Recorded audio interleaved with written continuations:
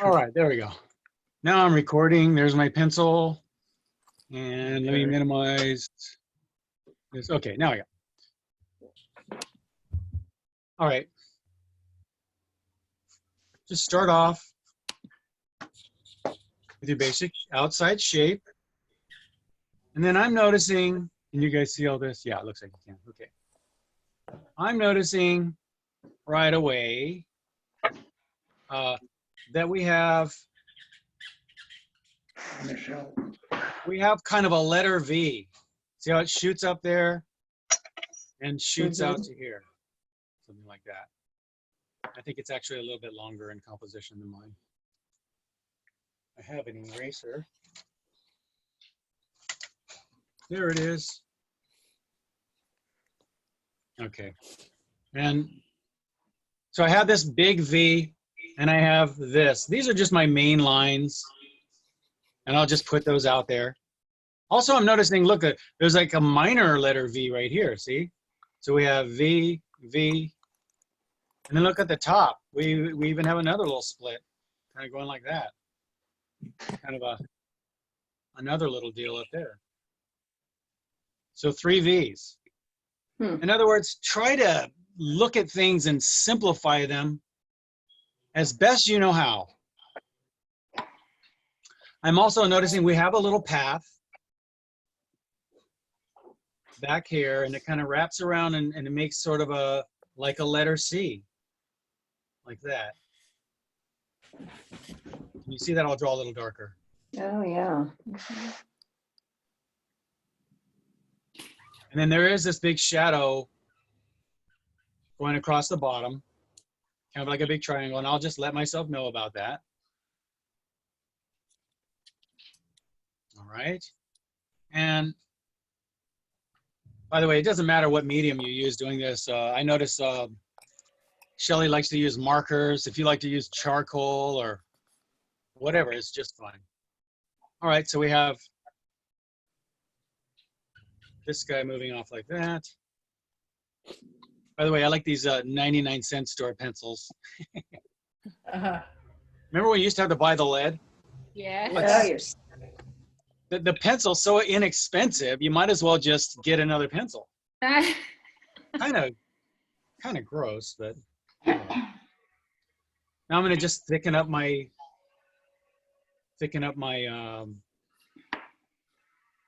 thing there. And feel free to draw along. I didn't say that, did I? Draw along, everybody. Golly. Okay.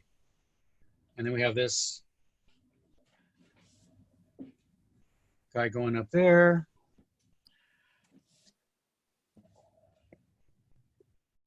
And one like that.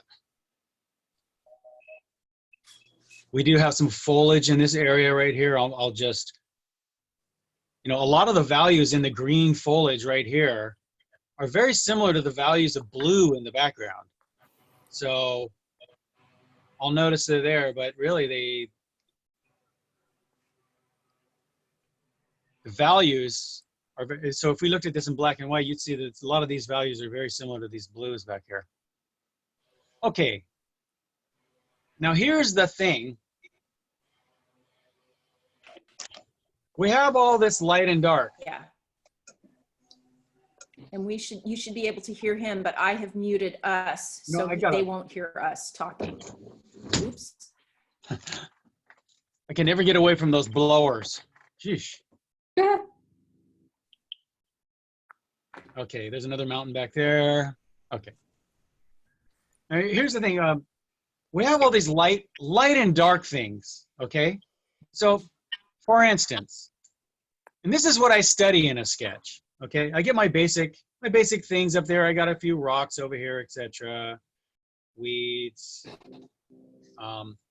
But mainly, I'm seeing a light rock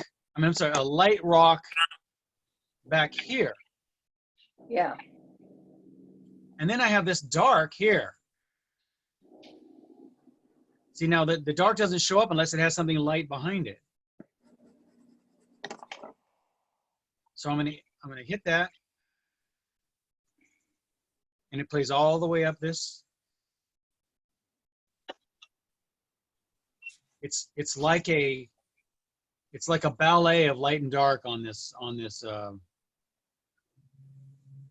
tree, and that's really what's attracting me to it. The interplay of light and dark. So I have this light back here. I'm going to leave it nice and light. I do see some little grassy forms back there, and I'll hit them more of a middle tone. By the way, notice I'm not rendering anything. I'm not really in there rendering out any details. It's really just it's a study of the interplay of light and dark. Okay, have a little something in there. It kind of comes back out into here. And then what's happening right here is you have some shadows being cast on here from the foliage up above. You notice how I wrapped it around the trunk right there? Yeah. Just to show the viewer that, this is round. We have those white rocks in the background. Now, if you'll notice, we lose the shadow down here because we have a dark background. We lose it into the background, okay? So, but I do see some light down there. There's some light on the sort of shrubby things. So how about what we do is maybe make that just sort of a halftone so that my shadow still pops out. No big deal. Not as bright as the rock up here. It's sort of a halftone for now. And I still got that popping out, which I like. Now over here on this side, if you'll notice, we have a nice dark that's really popping this light. So I'm going to hit that halftone, bring it in over here. It just turns into a little shadow. And then I'm going to give it a little pop here. Watch. See, that really creates the drama in the interest area. So it's the interplay of light and dark. It's this kind of, you can see my hands, it's this locking of light and dark, You want to lock. That's what we're looking for. And that's what the overlapping does. It's not easily said with words. But you hear me, you probably heard me say that many times, the interplay of light and dark before. All right, so we have this little rock here. It's staged by all this dark around it. If it had light around it, it wouldn't stand out at all. And we have some other rocks back here that I don't want to make a big deal about, so I'll throw a little halftone over them. A couple little dark shapes. A lot of halftone over here. But if you can see, even the grass right here is kind of spotlighted. So I'll leave that. If I do put anything dark on it, it'll be very minor. I'll keep it pretty light, in other words.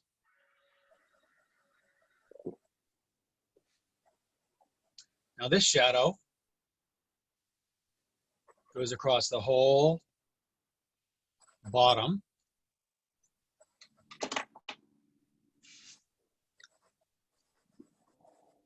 But a little lighter across the road and a little bit darker across the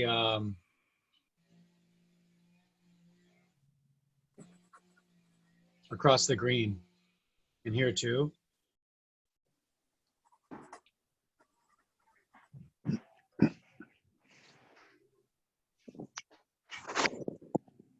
Kind of like that. We have some little cast shadows going across the path here. A lot of like mid-tone back here. And I'm seeing that path sort of meander way back there. I kind of like that.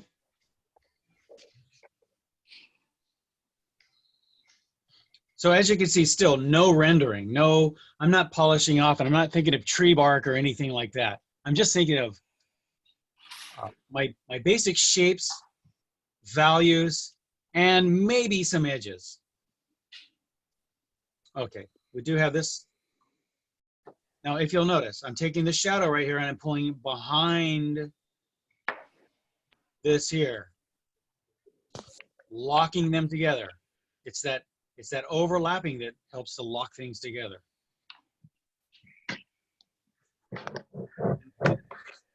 Really, really dark on here.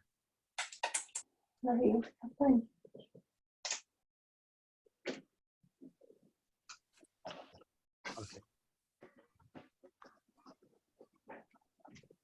Now, one of the reasons this little spotlight here on this branch stands out is because if you look behind it, there's something dark. Now, it doesn't have to be black or anything. It just has to be darker than what's next to it. So I could keep it more like that.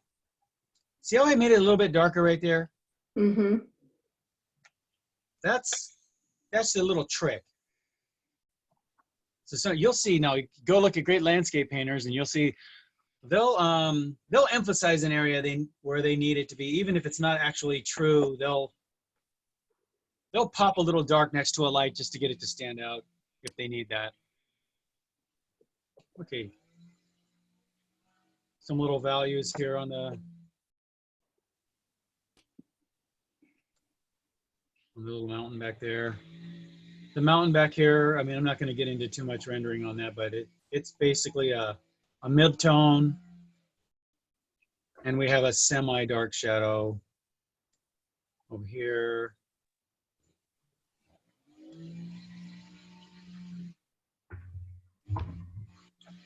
We have a hillside over here in the background.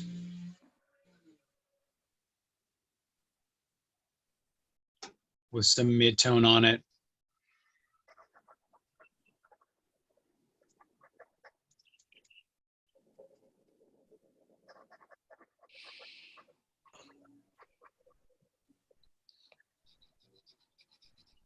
And you can see some values starting to be starting to come alive now. Now what's happening here with these background mountains, if you squint your eyes and look at them, or if you were to look at them in a black and white photograph, you'd notice they're almost the same values, very, very similar values back here. It's just the coloration is so different. And that's something you can't do in a drawing, because the color will give you depth in a painting. You can't do it in a drawing. And that's fine. Okay. What do we have over here? We have all of this sort of foliage right here.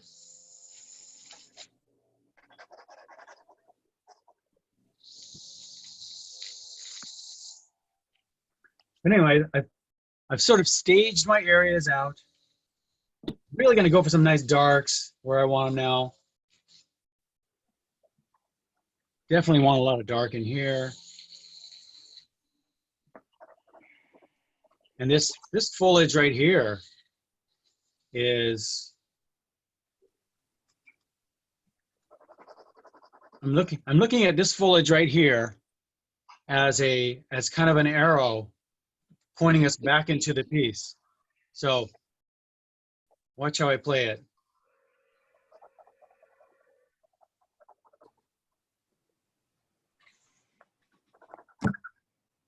And we do have a light in the upper corner, which I don't mind at all. I'll just keep it.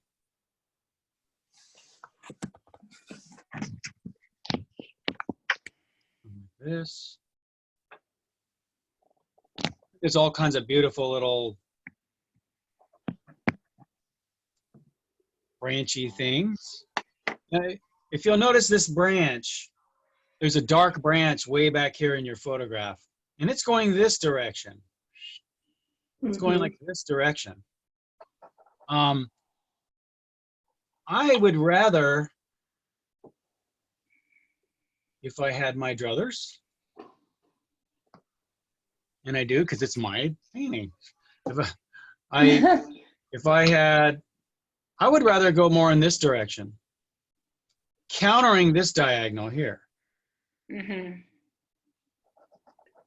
So I'll look for things like that to kind of Yeah.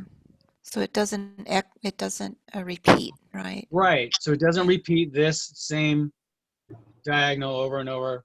I'm thinking it just needs a counter in there. And if I am noticing occasionally a lighter, like a lighter branch. I see one going horizontally, but I wouldn't mind a lighter branch in here, sort of. Doesn't have to be white or anything, but like a lighter branch illuminating this area. Small little things like that. Those are a lot of fun. Now, we do have these beautiful cast shadows wrapping around the tree, wrapping around the cylinder of the tree like that. And I literally drew myself some lines wrapping around the tree. Notice, so when I throw a cast shadow on there, I'm going to follow those lines. If you'll notice, those cast shadows describe the kind of volume of the tree, and they're really important. So a lot of people would put them on kind of flat like that, but what you want to do is wrap it around the side, so we get these. You don't need very many of them. You'll be, once you get one working, you'll be like, oh, that works. Oh. So you put a whole thing, then you put them all over the whole thing, and then it doesn't work anymore. Just a little bit. I only say that because I'm probably more guilty of that than anybody. I don't like how I have 1, 2, 3. I think I'm gonna eliminate this one. But I think some of these cast shadows, by some of these oaky things up here, they're casting and going around this. I think that they would also come down and hit a little bit on the rocks here and there.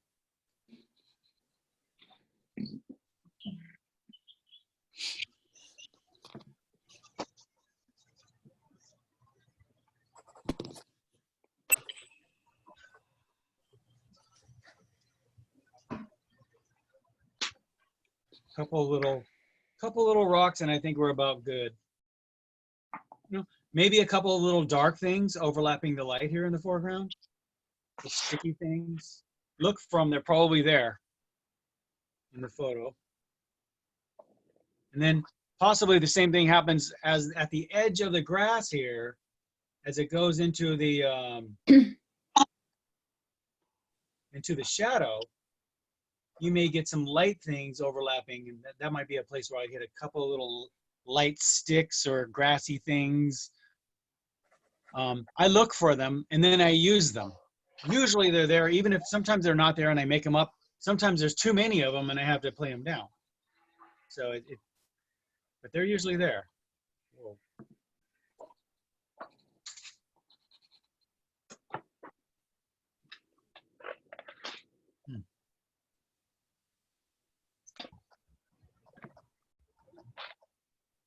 My pencil's misbehaving. Remember the good old days when you just chopped wood and it was there? Good old. The lead slipping out of the thing. Okay. All right. And I think I have a nice dark up here in the corner, helping to stage it. And it's really there. Sometimes it's not there and I just do it anyway, but in this case, it's actually there.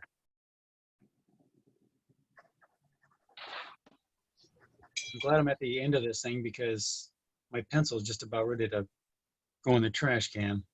The lead just keeps falling out of it. I don't know. I guess that's what happens when you get up at the 99-cent store. Okay. And that's the idea. So we've staged this. We've played up our lights with darks. We're showing off the shadow back here with some lighter background.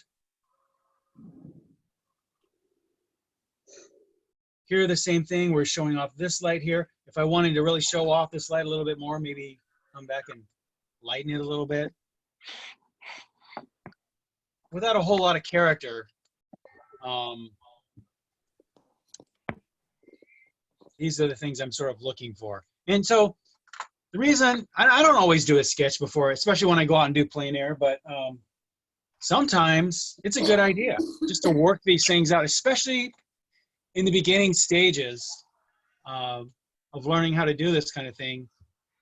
It's a good idea to have yourself a little plan. And if you'll notice, I've kind of edited quite a bit. So I didn't put everything that's in there on there. Yeah. So I think it's time to get painting. All this is think of this as like a map. You're going somewhere and you have to make yourself a map. This is your map. That's all. All right. So let me find a piece of paper. I still cannot get the picture of the stream on the canvas. Picture of the stream on the canvas? What do you mean? The photograph. Do you guys all have the photograph of the stream? No, Not not a yet. stream. Or the photograph of this picture? Yeah, I open my emails and That's go It's on to your email. Rob's email and then open the Zoom and make it small and take it to the right of my screen. And then I can look at the photograph, and also I pin Rob's sketch to the middle of the Zoom and I can look at him doing whatever he's doing. Okay. That's got to sound crazy to her. Now, in order for Can me you to see get to my? my- Could you imagine what we sound like? We sound like a bunch of computer experts. Oh, just put this over there and do this and do that, you know. Do I have Okay, to leave the I got meeting two cameras in order to get to my and one email? screen in the same window. If you want, you can pin my video to see my reference and my work on my Oh, just table. oh, Henry's got it pinned up. Yeah. Oh, I mean, if you want to see my work and the reference, you can pin my video or just click on my video, and you're welcome to see. Oh, you mean find your name? I have the reference on my window, so if anybody Okay, cannot how see, do I just need to get to your window? Should I go to gallery view? oh, I see. You don't Yes, see my and window. find Henry. Yeah. Go to gallery view? Go to where you see Henry Lee on gallery I view. only see 1, 2, 3, 4 people. You, I don't see You need to go on the. You have to scroll. you have to scroll. There's like a little arrow. So just click on the arrow till you see his name.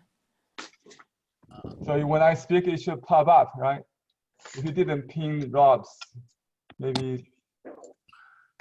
Okay, Henry, I'm on you. So pin you, Well, then you won't see Rob. Oh. then I won't see Rob. Oh, but Henry's in the corner now. Yeah, I try Okay. to help. If you don't see the picture that he's doing, you may occasionally switch to my. How do- I have the picture. I see the picture, but how do I make it a little bit bigger? Oh, I can make it completely just the picture, not me. Okay. But let me see what I can do. Okay, thanks. Let me help with that. I think. Now I see you. Hi, Henry. Okay, let me see. I have to enlarge that window. That's what I think. I will do that. Okay, I just pull this window all the way to. Can you see better now? Yeah, I can see it much better. Yeah, that's what I can do. Okay, then thank I can hide myself, so you don't see me. Oh, Okay. that's much better. Okay. Thank you. You're welcome. So I'll put the picture as is, so you can refer to this window if you need. But if you want to watch Rob, you have to switch back to his window. Well, I'm still on Rob's for the big screen, and then I have you for the small picture. All right. Okay, that's good. Actually, it's like squinting. Okay, You just need a thumbnail. All right. Okay. Okay. Here we go. Okay, I have to find the Rob. Where's I'm right here. Can't find you. me see where.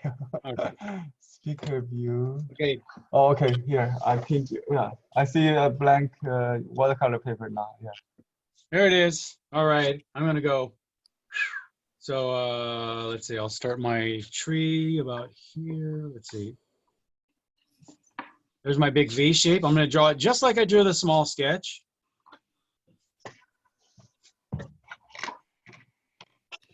So just V, V, V.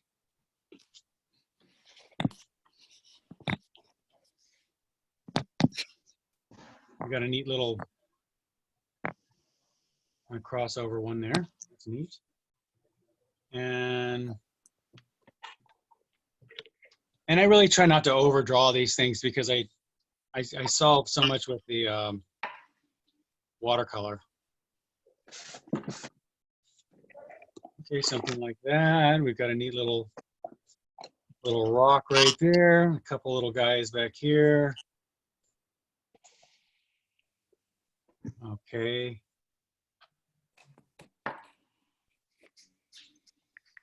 This guy back there. That's our light that we want to pull back of this. Oh, we got another little, I didn't even see that little branch down there. And then we've got that sort of that letter C, the path, moving in here.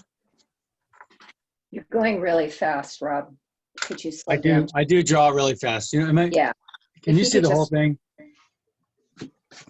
Let me make that a little bit bigger. Now it's good.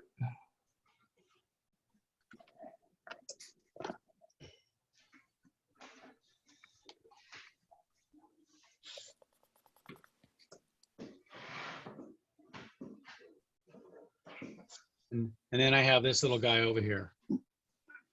Now I will stop, you know, I mean, I won't just fly through this thing.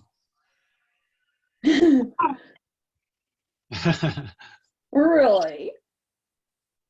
But when I just want to let you know, a lot of times when I do what I'm going to do here, I do it in like 20 minutes or 15 minutes or something. I bet. Maybe a half an hour if I'm going with a little more detail. Or I am so much better when I work faster. When I have Yeah. to slow down to talk on these things, and I enjoy doing it, I do. But when I'm doing my own stuff and I'm not talking, especially after I've done maybe 2 or 3, I get into the mode. When I get into that sort of the zone or whatever you want to call it, I fly through these things, and that's usually when the magic happens. I hate to tell you that, but the truth is the magic happens when you're just unconscious. When you reach that, it's funny. I don't hear anything. Like I could have those blowers right next to me, those lawn people, the people that do your lawns or whatever. Lawn people. They're always in the parks blowing stuff with those loud things, you know.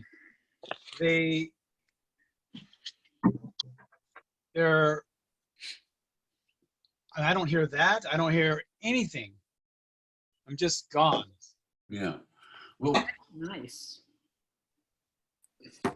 Rob, you're going to do an oil demo too, or not? Just Yeah, you weren't here when we made our decision. Oh, I'm sorry. Are you doing watercolor? I'm going to do watercolor. Yeah, we're all doing watercolor. Okay. There's nobody doing oils. All right. Except So- Shelley. Is Except Shelley me. doing oils? Oh, okay. I'm Yes. sorry. Well, you guys came a little bit later. Okay. We thought with this many people doing watercolors, why don't I just do a long watercolor demo? All right. I'm sorry. I'm going to mute so I shut up. Oh. Oh, Oh, George. fucking George. And that, so instead of doing 2 demos, I could do a long demo and show you how I go through maybe more of a more thorough process. This totally translates over into oils. I mean, Right. No, it makes sense. completely. If you are working in oils, you can the technique's different, but if you'll notice, my play of light and dark is exactly the same. So George, that's why people ask me. we're People ask supposed me to all the print time whether I along. prefer light or whether I prefer watercolor to oils, and I don't. I don't prefer anything actually. I really don't prefer any of them, because I'm more into the interplay of light and dark and color and all that. So we have a little pathway back here too,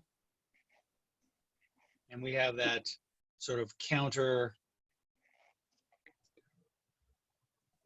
I'll notice that. Rob, where Yeah. is this? Rob, where is Yeah. this? Eaton Canyon, right? Canyon? This are the trees. Did you get the photos? Oh no, yes, I do, but I just want location. Where's the location? Oh. It's at Eaton Canyon. Oh, Yeah, okay. all these pictures are from Eaton Canyon. I have thousands of pictures from Eaton Wow. Canyon. Beautiful. I know. I would love to take you guys back into some of these places. It's just that they're, kind of a hike in there, kind of dangerous sometimes too. Where is Eaton Canyon? It's up against the mountains. Is it up towards Mount Wilson? Yeah, it's To the west. if you go up Altadena, it's at the top of Altadena. Okay. Yeah. I keep hearing about Eaton Canyon. I just have never known where it was. Yeah, it's our magical, wonderful place. Nice. Can't wait to get back there. You'll have to hide from Governor Newsom and Mayor Garcetti. I mean, I don't know how long that's going to take. I wonder. They can't keep us out of the parks that long. I mean, come on. Oh, especially not that far away. That's really remote. Yeah, although they get all these people back there nowadays. Oh, Okay. darn those people. I know. Always messing up my plans. Okay, so you can see I don't have a whole lot of drawing. Not like my other one. Not like my little go in there drawing tones. Now, do some people actually paint watercolors right on top of a drawing like this? You can. You actually can, and it looks pretty good. But so what they'll do is they'll actually use the values that you did with your pencil. They'll use that as the values in their watercolor. And I notice a lot of draftsmen love to do that. I like it too. It looks good. Oh, by the way, can you guys see this? Yeah, what are you drinking? Your mind's in the gutter, young lady. Calvin Klein. Wow. Just, Fancy. but if you have a perfume or a cologne thing, they really spray a very fine mist. Fancy And your So- painting smells wonderful when you're done. Yeah. So if you really want to, yeah, they do. So actually, it does have a slight scent to it still. It's like, Yeah. So that's just the tip of the day. You get a really fine mist with one of these, mister. And I heard that if you fill Oh, your, God, that was awful. I hear that if you fill your mister with distilled water, it's better because I guess tap water might have little, calcification stuff in it. It might clog the nozzle.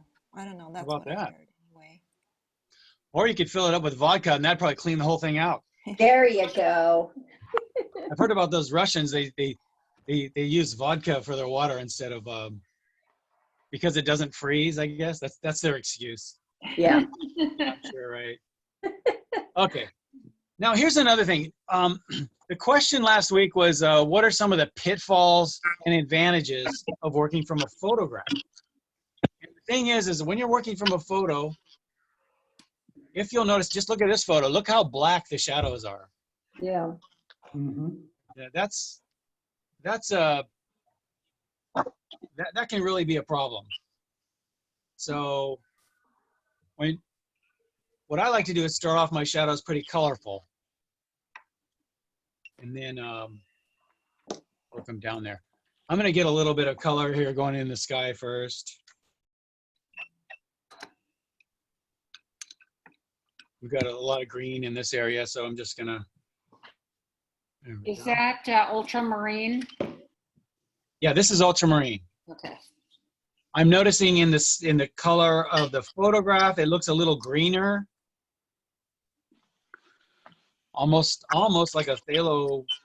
And that is another thing that photographs do because they use cyan.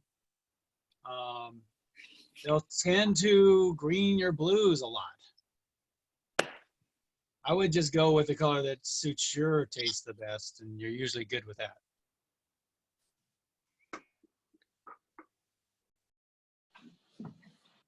I'm just hitting little sky holes through here. There's my mountain's all the way down here, so I'm gonna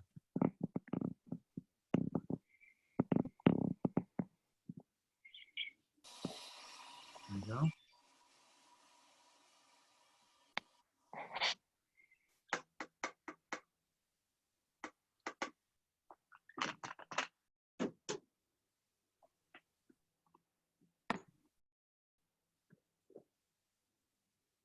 I see some clouds back there. You could put those in.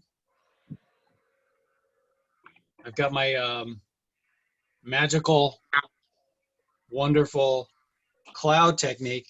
What I do is I take the very expensive paper towel and I smack it like that. Instant clouds. I love them. I don't always do it like that. Sometimes I'm more. I'm even crazier. No. So you could throw them in just like I said, and then come back and play with the edges if you like. Who knows? Most of that gets covered up anyway.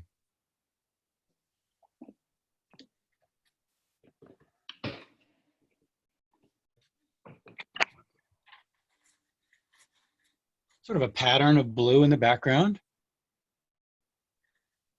And I mean, do I sometimes jump into the foreground? Sure.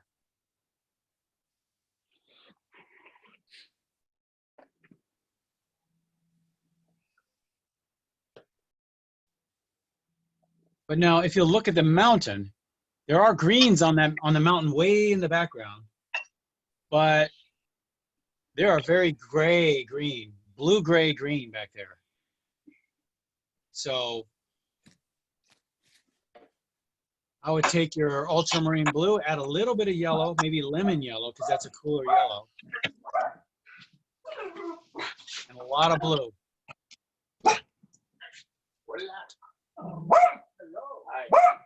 Hello, Duncan. I actually don't mind the dog. I'm sorry, what did you say, Rob? What are you using there? I'm a blue, like a blue-gray green. I'm just using ultramarine, a little lemon yellow. Okay. And maybe a little bit of red in there just to gray it. We're looking for like a gray green. There's 100 different ways to get there.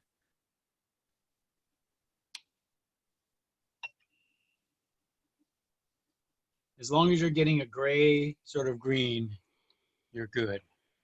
If you'll notice on the, and if you want to get this detailed, you can. They have these really bright rocks on that mountain. And that's when you'll get some very bluish shadows. Because the lighter the rock, the more it's gonna reflect the sky color. So if you'll notice some of these rocks down here in the foreground, in the shade, they get kind of bluish. Now again, if we were out there, I could show you a lot more. The in the photograph will tend to gray a shadow, but this is a place I would hit blue over these white rocks. Definitely. I think I want to just notice there too that I have a couple of white rocks that I want to play around with. Great place to hit a little bit of blue. Yes. It's hard to tell how dry your paper is from the video. Is your paper pretty dry or is it a little damp? Where are we at with that? It's totally dry. Okay. Totally dry, yeah.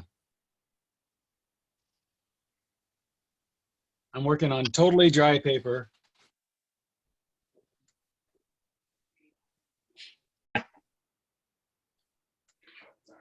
I'm getting some more greens back there.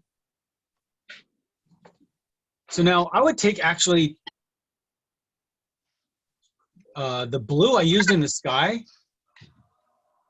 And for some of these little light shadows, like way back here, I'm going to actually use the sky color in them. Very similar to the sky in some of those guys. And I'm not going to get too carried away with them. It's really easy, but I just want to mention a few of those. They're really fun. You know, I probably wouldn't go into that much detail in a normal demo, right? Usually I just fly. Okay. Now we have this hill in the foreground is a much more saturated hill. So you're going to increase your yellow on the top, on this hill right here. Increase the yellow. I'm adding lemon yellow to it. It's a cooler yellow.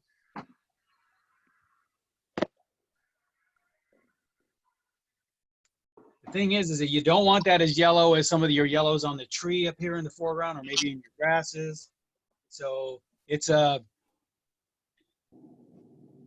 of a delicate call, but I'll throw it yellow in there first. I'm just going to cover the whole thing because the rest of the things on there are a little darker greens.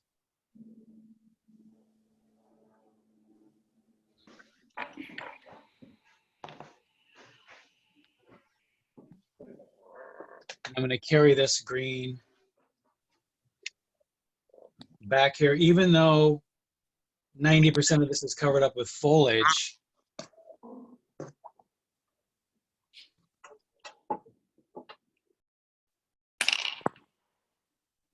Just carry that all the way back there.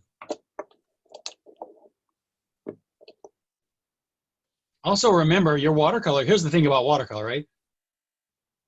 Specific to the watercolor medium, it will dry less saturated because of the paper. Will drink up the pigment, and so even if you do put it down a little too saturated, or if you put it down maybe not saturated enough, expect it to dry less saturated because the white of the paper will desaturate the color. Now,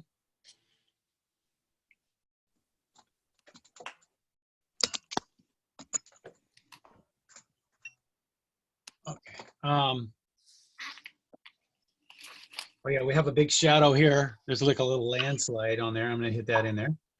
You're using that blue again. Yep, I'm using a blue again. Yep. The truth is, you could use violet in there and it would work really nice. But if you'll notice, this shadow on the hillside, this little landslide right here, is darker than anything back here. So you might want to make a little note of that. I think I might throw a touch of violet in that. Just a couple like that.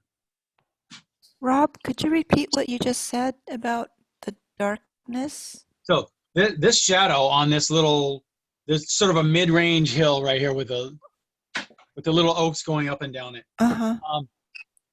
That little landslide shadow is darker than any shadow in the background. Oh, okay. Yeah. Okay, thank you. And see how it's bleeding out in here? I don't mind that at all. That's usually when the magic happens.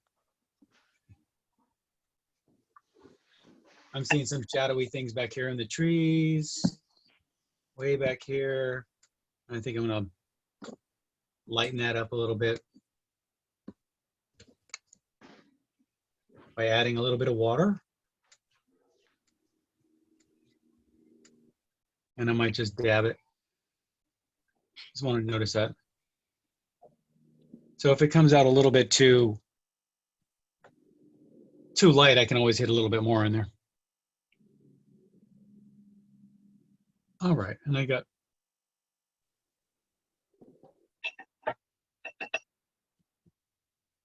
a little bit more of that in here.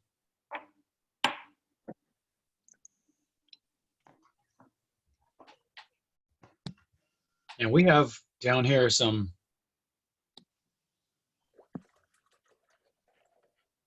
more saturated things down in here. As we get forward, those yellows start to jump. That's maybe a little too saturated. The thing is just remember this. If you put something in a little too saturated, number one, the watercolor paper drinks it up and will make it less saturated. But if it's really saturated and you're worried about it later on, don't worry about it, because you can always throw something on it that's a little grayer.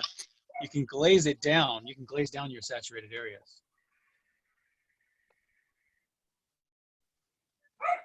Just don't worry about anything. Okay. Now, in this mid-range area here, we have a lot of dead gray stuff. I'm seeing some beautiful little red things happening there too. So I'm gonna make myself up a kind of a warm gray. Honestly, I don't even know what colors I use. There's a whole bunch of junk on my palette. It looks perfect. Just use red, yellow, and blue.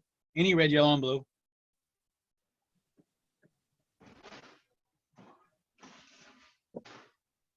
I'm making myself up some sort of dead gray colors. This one's kind of warm. I want a little bit yellower than that.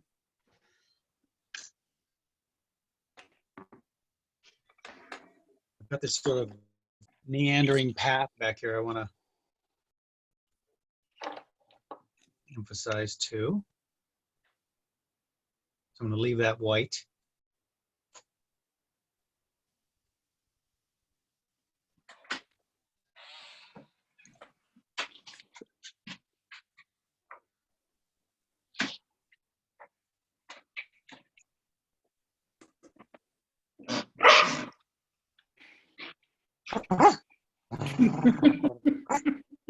Duncan. Chili. Is he barking at me now? There you go.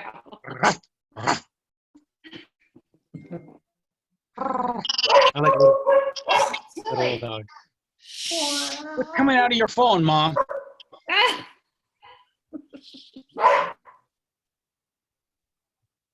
Okay. Now, what we can do is, hey Pam. Yes. If you hit mute. That would be great. Yeah, just hit mute. I can do it for you. Let's see. I can just, here, I'll do it. Participants. And, oh, she muted herself. Okay, good. Oh, whoops. Yeah. Okay. And I'm going to go for these greens, and because it's a big shape, I'm going to go for these nice greens up here in the foreground. Really big areas. Lots of yellow, and I really want to punch that yellow.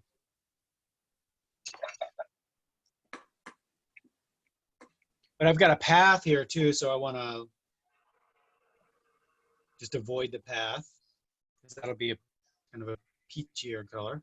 I'm going to paint right over the shadows, then I'll glazed my shadows right over this. I'm just putting in all kinds of green. And I'm really emphasizing the yellow and the green.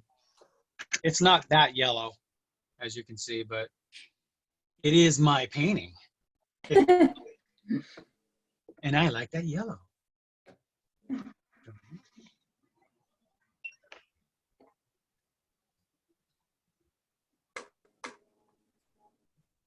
Just paint around my rocks here a little bit. There's all kinds of dirt and dead stuff back here. So then that green just sort of meanders right up the hill. Interesting. It's just Rob, a beautiful. could you move your painting up a little bit? Oh yeah. So we can look at the bottom. Yeah, thanks. Sure. Thank you. Well, that helps me. You know what I can do here is just put myself a little marker down here and make sure I don't go below that. Like that. Something like that. Perfect. Around that neighborhood. Okay. Perfect, thank Oops, a little too much. Just add water. Right, and then we got green going up the hillside here.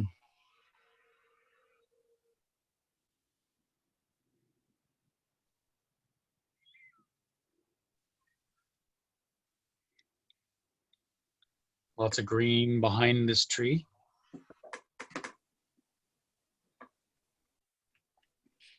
I could have pulled some more blue sky into there. And I think I will.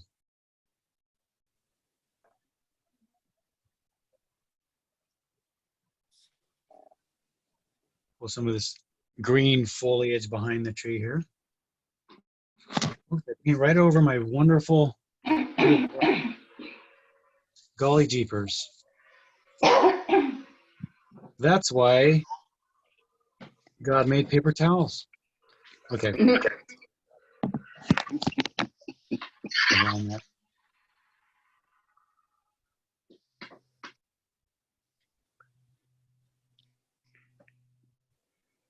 Okay. So what are you doing now? I just painted around that branch a little bit. I'm still putting in green. Okay. There's some, yeah, there's definitely, yeah, more green back up in here. And then there's some dark oak stuff overlapping it. So I'll put that in.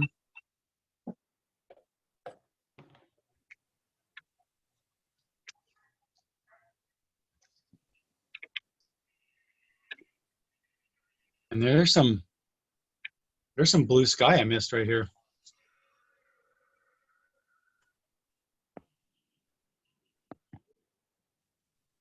A little bit in there.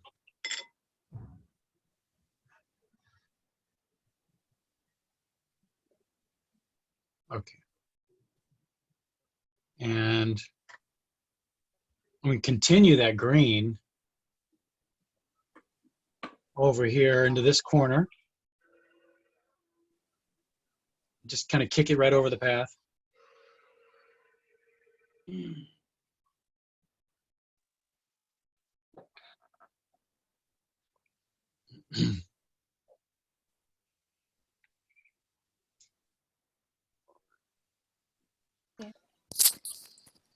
Okay. Oh, wow, that looks nice. So it's darker because it's on the shadow side, right? Over here, yeah, and I'll glaze that down much darker too. Oh, okay. Yeah, I still haven't even put in the shadows yet. That's just the base color. Thank you. Remember, it's going to dry darker. Thank Okay, sure. And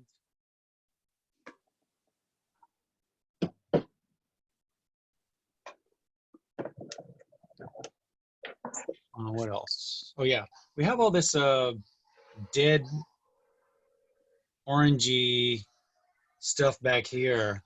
I think it's just dirt and dead leaves and stuff, which is a nice break. So again, red, yellow, blue, and then I add more red to it. So I get basically a kind of a reddish gray. And don't paint over your rock. Don't paint. I will listen to you. And I'm going to continue that right back into there. I was talking to myself. Well, you're saying what I was thinking too. Oh, Now, there's two ways to handle the tree. You could paint the shadows first and then wait for that to dry and then glaze in your lights. Or you could put the color of the tree in there and then glaze in your shadows. You know, I don't do everything the same every time. I just usually just go. I hear that's that's my mantra. Go, go forward. Okay, I think what the thing to do here is why don't very lightly hit some color on that tree. Now I'm noticing the color of the tree itself is kind of a cool color. And I'm just going to very lightly, even lighter than that, because we do have some highlight in this area right here.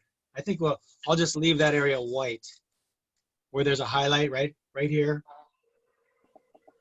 And I'm just going to go ahead and put that down there first,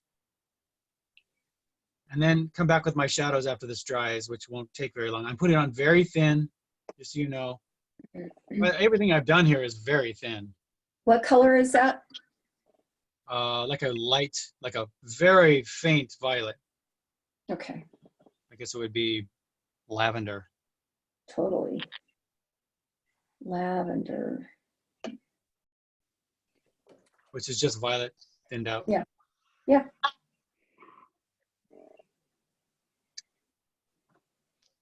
We've got that wonderful light back here too, so I want to, just stamp that out with my,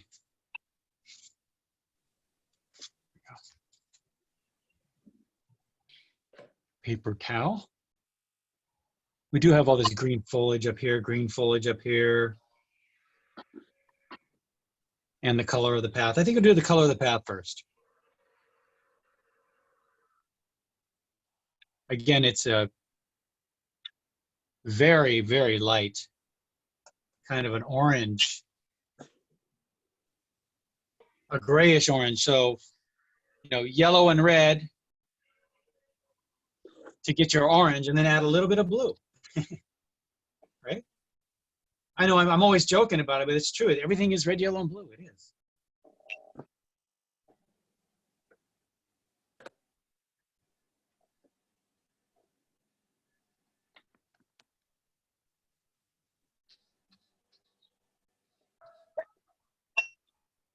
Let that dry up.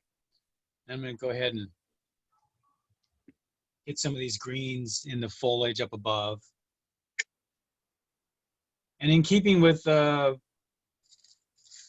watercolor tradition, I will do it lighter colors first. So my lighter sort of highlight colors first. A lot of this will be much darker than I'm putting down there.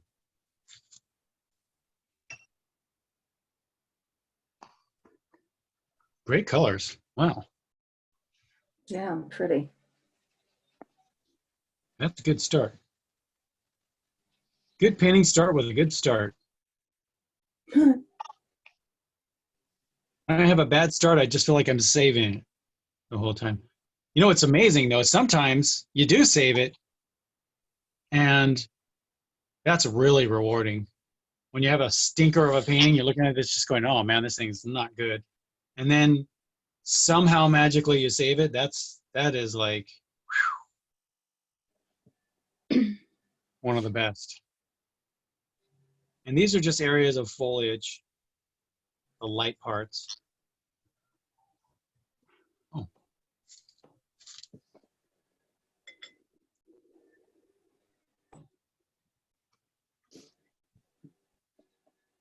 That's that other branch. So it just looks like a very, very faint watercolor thing.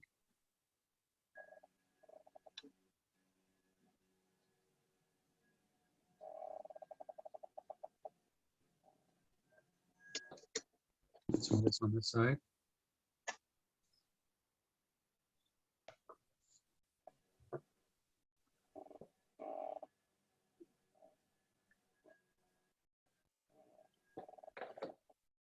So if you'll notice, most things in here look pretty flat, and that's because they have no shading. Maybe in the background, there's a little bit of shading, but we can still do a lot more. And I get little spill marks. I don't even pay attention to them. I'm getting all these little blooms and things. I just let them happen. You know, why don't we just start off with the star of the show here? Let's put some nice shadows on our tree. And you know, and here's the thing with these shadows. You could paint them black like they are. I think it would be boring though. You could do a red shadow. I think that might be interesting. I certainly would just try not to use a black, you know, because it's there, it's in the photograph, it's kind of obvious, and it's so boring. I mean, if you could just nail that value and use a different color.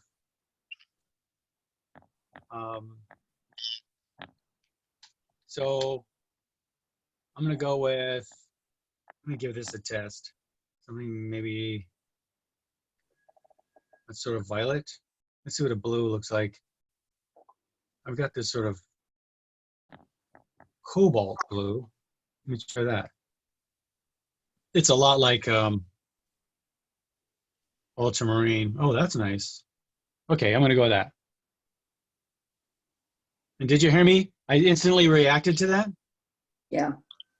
Always listen to your that little voice inside you, especially when it reacts before you have time to think. So if you go, oh, because it could be that your analytical mind will kick in and go, well, that's actually not correct, you know. But you listen to your intuitive side, because your intuitive side said, oh, I like that. I want that, you know. Let that direct you.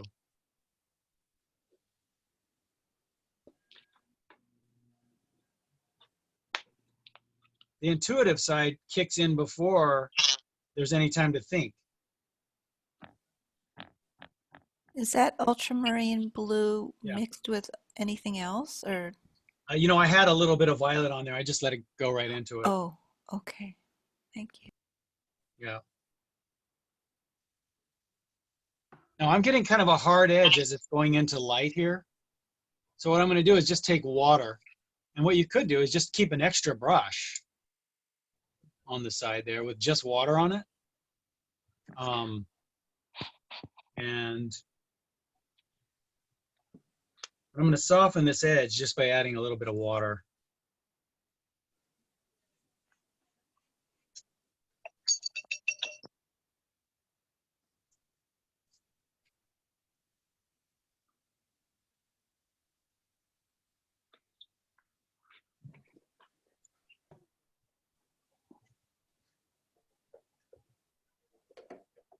So see how it kind of rolls into the light because it's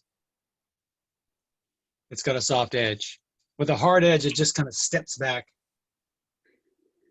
And I think I'm gonna use my rag here. There we go. Because my shadows were running too much into my lights. There we go. No problem. That's what they were made for. Okay.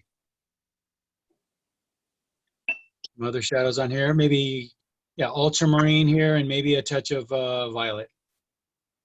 I'll just go with those two colors.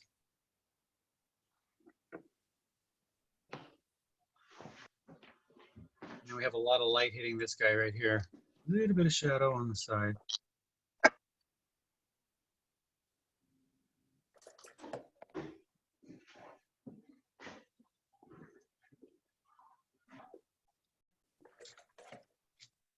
There we go.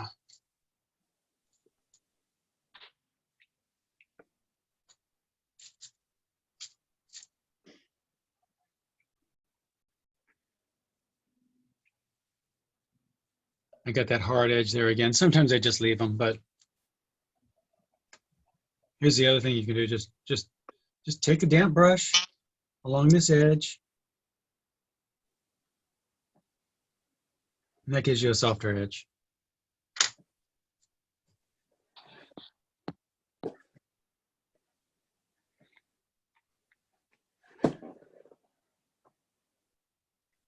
I certainly could come back and they're really dark in the photograph. You don't have to make them that dark. Sometimes the darks can really kind of kill the thing. So you need to be a judge of that. But the watercolor is going to absorb this and make these darks lighter, and sometimes you'll want to leave it. And sometimes you need to fix it. It's what we do.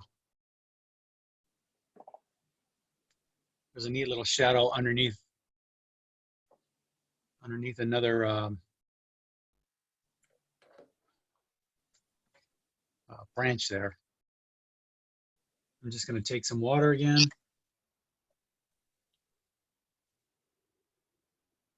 And soften this edge.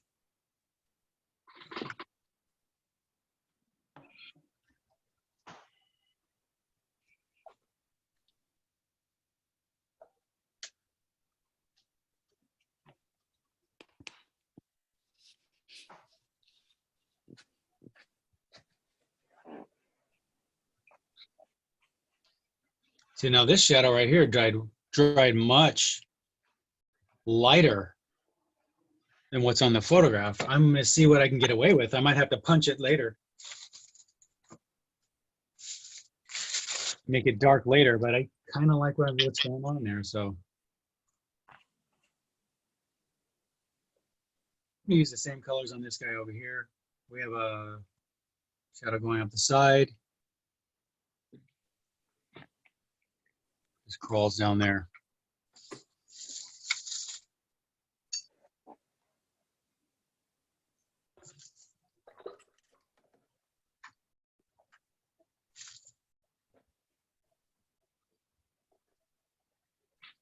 All this foliage up here casts a little bit of a shadow right down here onto the branch, just like that. So anytime you have foliage over a branch, like under here, you'll have a cast shadow from the foliage onto the branch.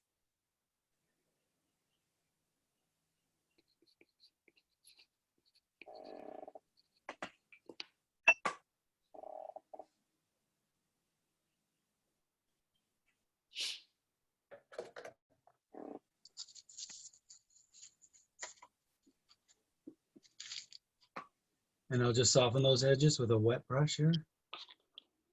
Okay. If I need a soft edge, that's what I do.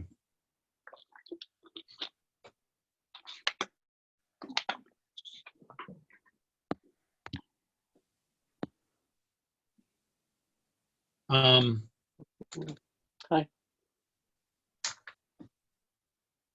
Now,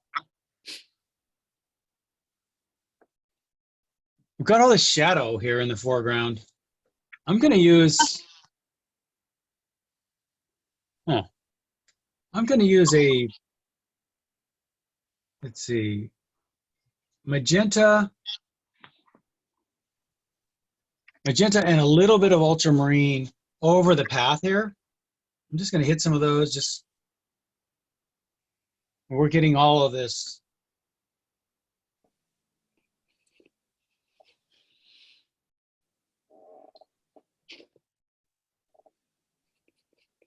We have a couple back here. What? Magenta and a little bit of ultramarine blue. Yeah, I got yeah.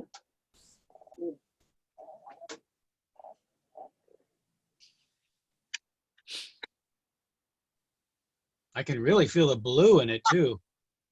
As it gets out here into the light a little bit, I can really feel the blue in the shadow out here.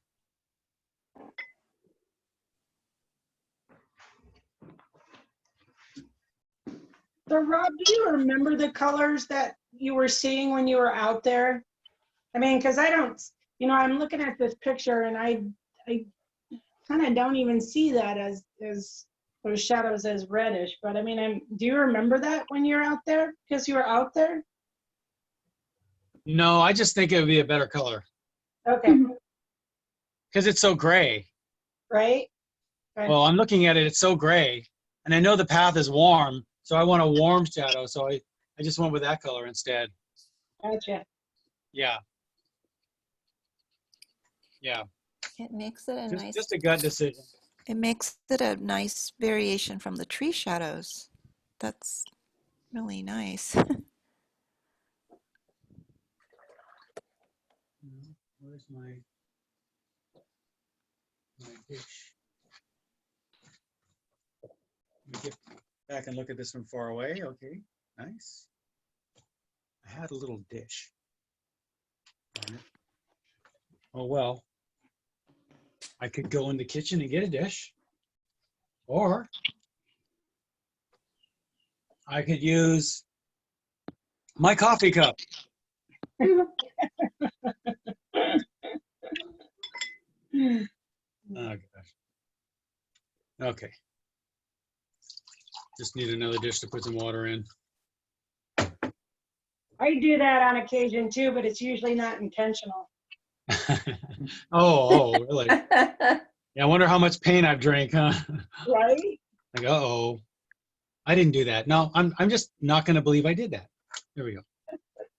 Denial is such a powerful aphrodisiac. Okay, let's see. Now I'm going to take a darker green. I'm going to take some Prussian blue. Some Prussian blue here. And glaze it over my greens. See, we have this.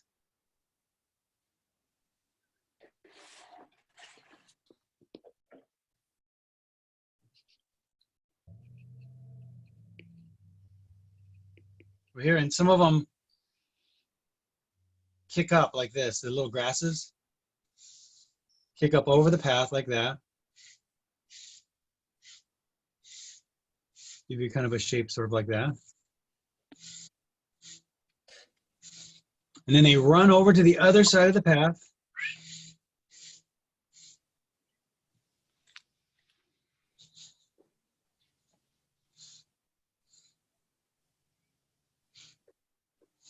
No, honestly, this is just pure Prussian blue. Because the truth is, when you glaze it over something else, it's really not pure Prussian blue. It's blue over the background.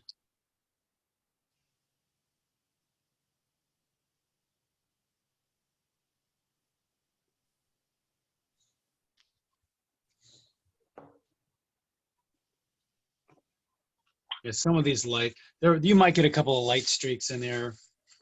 So you can do that. Just lift it up, add a couple goodies in there, as if you have a couple of little light streaks coming through there, like that.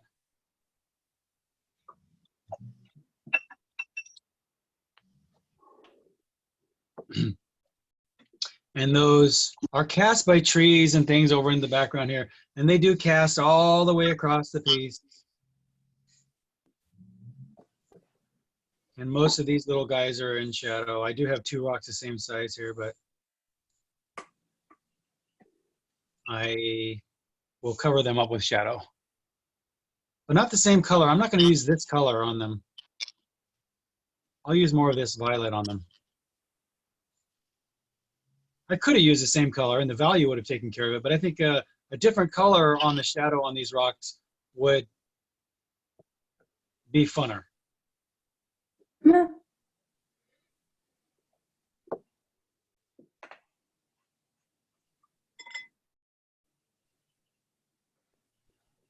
And like I say, most of the time when I'm doing this on my own, I don't think about, it is a good idea though to articulate all this stuff. You guys ought to try it sometime. When you're painting, maybe even film yourself if you have a video camera, but try it. It'll kind of throw you. But at the same time though, it's a great learning tool. Got some nice little shadows over here. All this is connected. All this in here.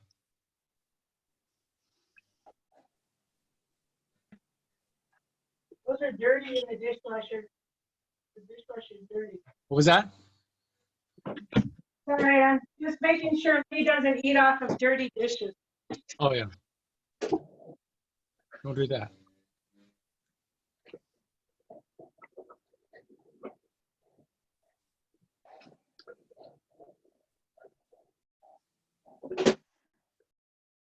I'm using kind of a bit of a redder shadow back here on the dirt and dead leaves and things like that.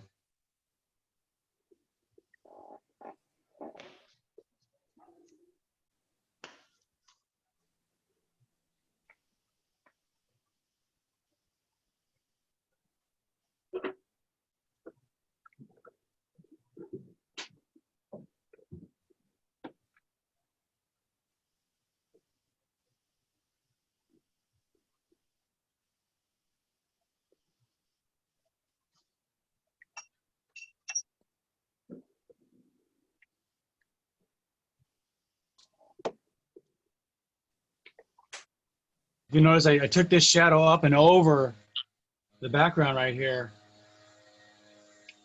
Quite a bit darker too.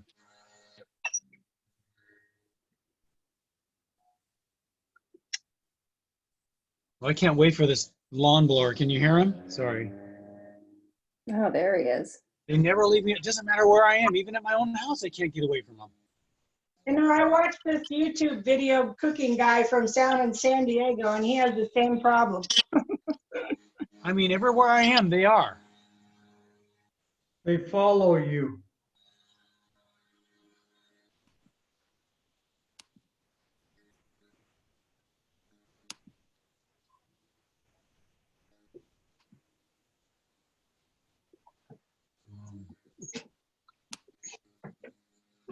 Okay.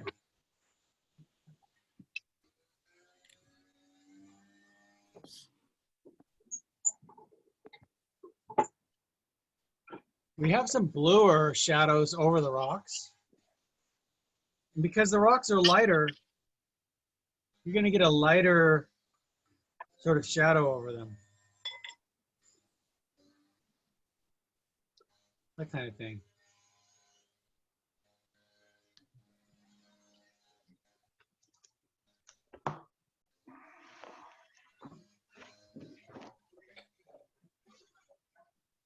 Even over here in the background, I can see a couple.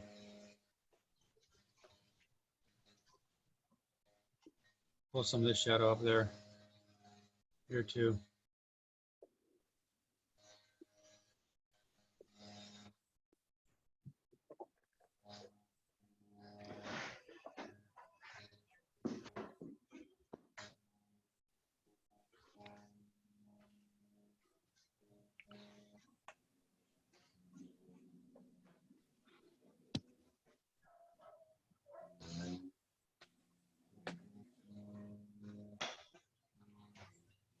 Sometimes I run around and I just close up some gaps.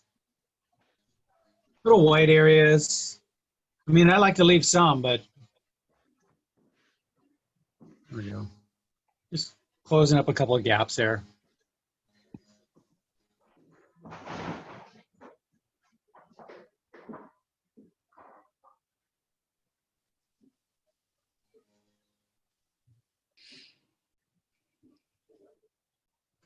So as you can see in this painting, there's no, just like the drawing, there's literally no detail, no character to it.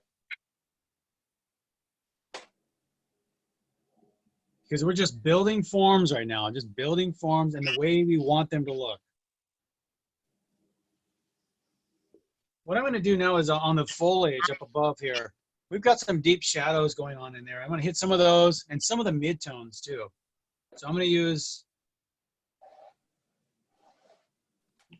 Prussian blue and a little bit of yellow. Let's see what that looks like. Maybe a little bit of magenta in that. That's going to gray it because I don't want it to be too saccharine green.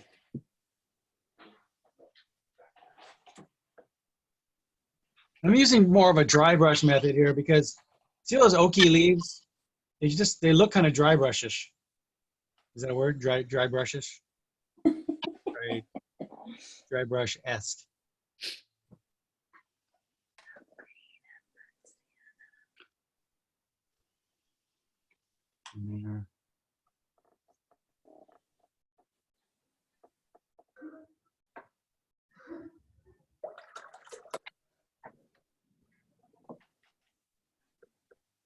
There's some more in here.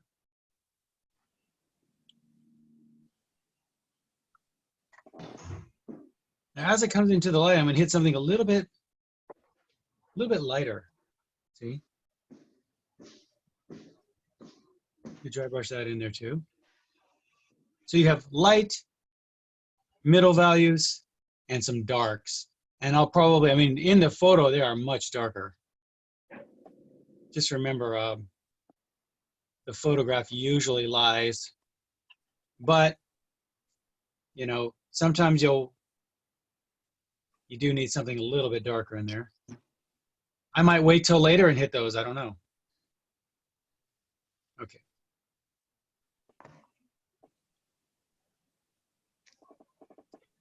And I'm just gonna use some nice dry brush right in here.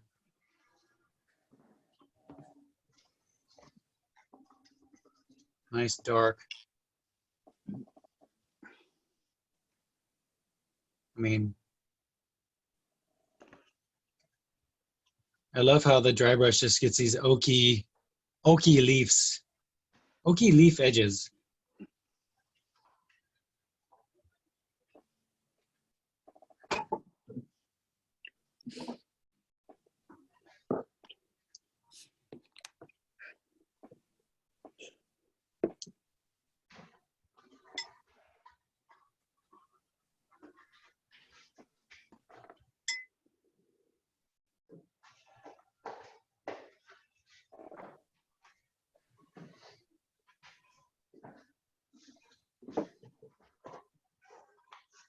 Same thing with these.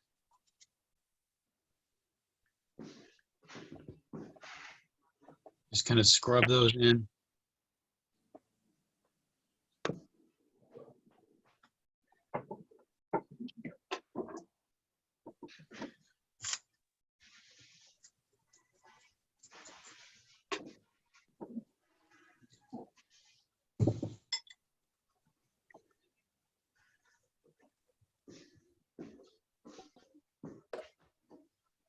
Do a little red up in there in my foliage. Just because everything is so yellow and green and blue in this piece, I do need some other reds. So that's just an intuitive choice. Feel free to leave that out. And I'll do things like that just because I think it needs balance in an area. But I'm certainly not saying to myself, I think it needs balance in this area. You know, I just do it. That's why it's better to paint fast. I mean, I know things can get out of control, but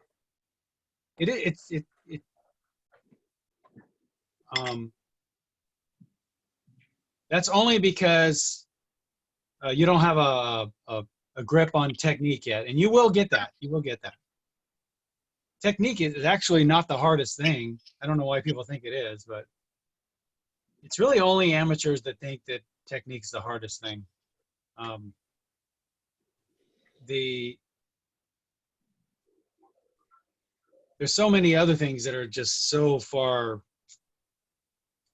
that are so more important. Again, shape, value, color, edge. Those are 4 things, but there's more than that. And you can have not the greatest technique and you get those right and wow, you get something going on.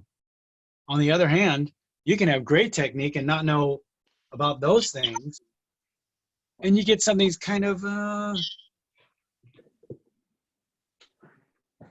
don't know, just leaves me empty.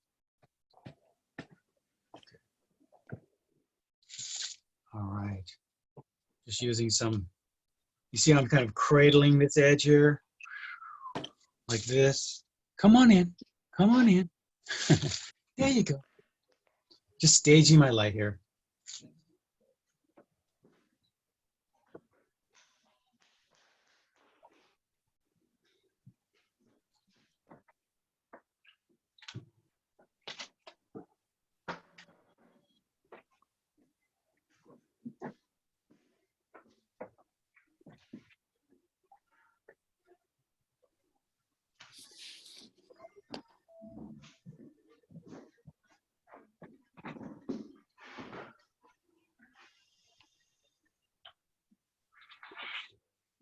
And all I'm doing here is just a little bit drier brush, just hitting a couple of little nuances, little sort of oaky leaf things. They just break up these areas, making it feel kind of oakish.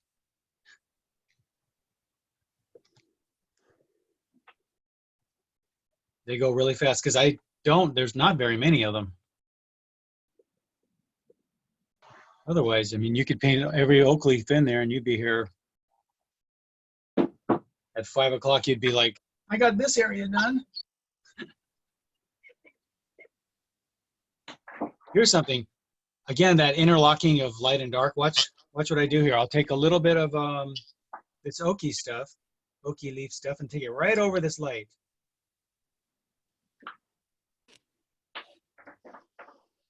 Just saying, I am in front of you.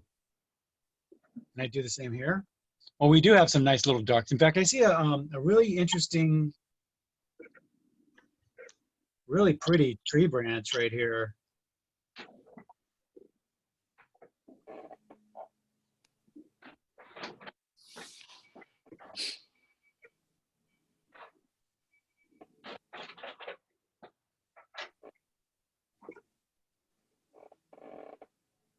Maybe a dead branch or something. Breaking up this area, interlocking the light and the dark because we're overlapped a dark over the light right there. And there are some very dark shadows back there. Don't have to have them maybe as dark as in the photograph, but yeah. And like I said, in watercolor,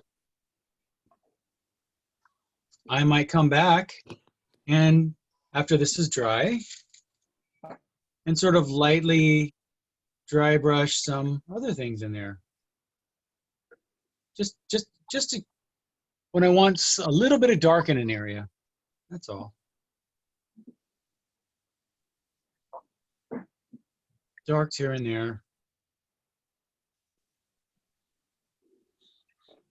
It needs the darks, although they don't necessarily have to be as dark as what's in this photo.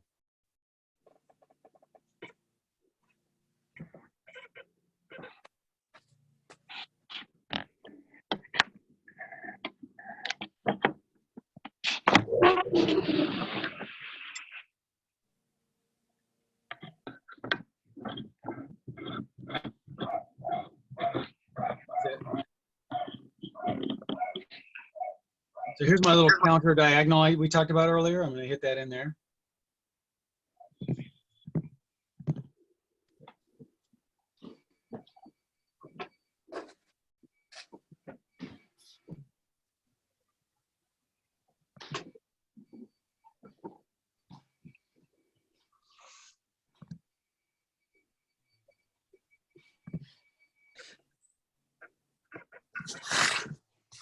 Just reinforcing this edge darker.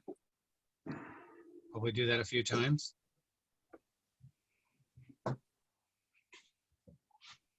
It's almost like you're conducting an orchestra here. It's this whole interplay of light and dark. And this definitely is a nice staging area right here. So that might be the place where I really hit some nice lights and darks. I think I'll use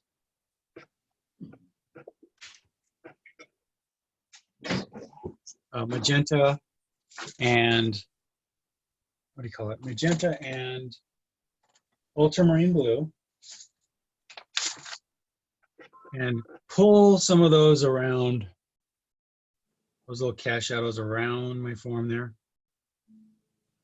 around the cylinder, and then dab, dab, dab. They stretch out as they go around. So maybe on this side they'd be real round, but as they go around here, they stretch out as they go around that form.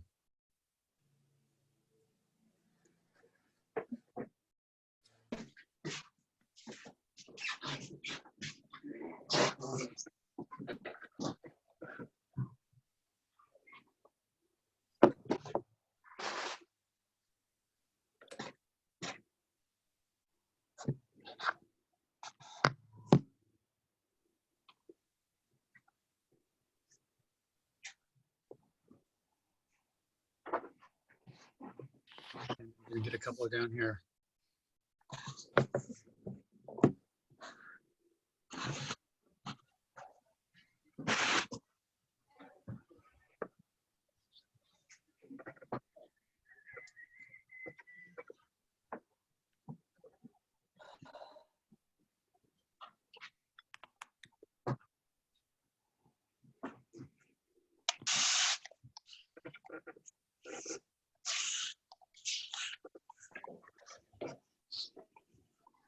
Same on this side.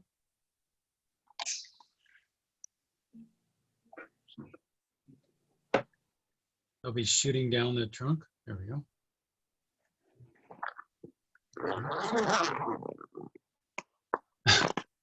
What is that noise? I don't know.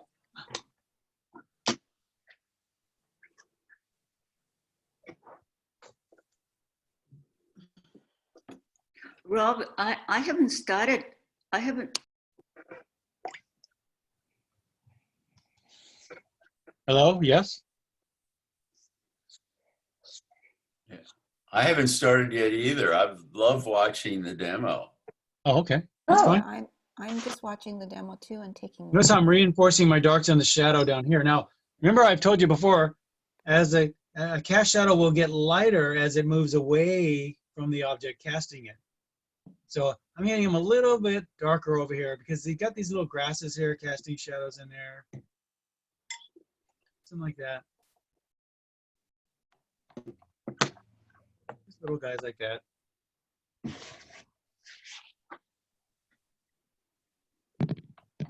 Yeah, you know, it's a good idea to just watch sometimes.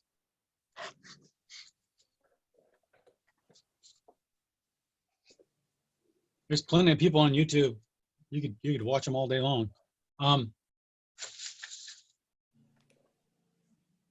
Let's see here. No, I see a couple of. I noticed in my sketch too.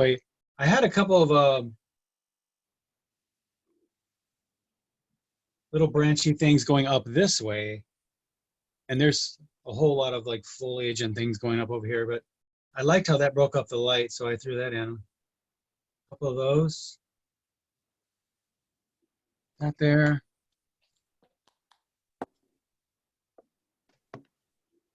And then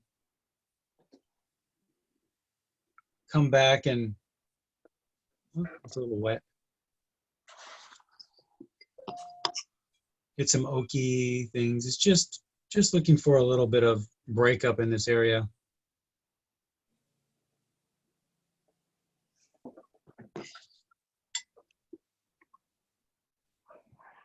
No big deal.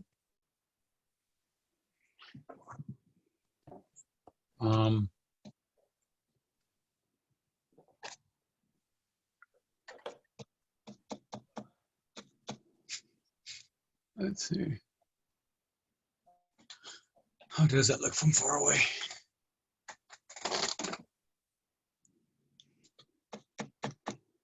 All right, staging itself nicely.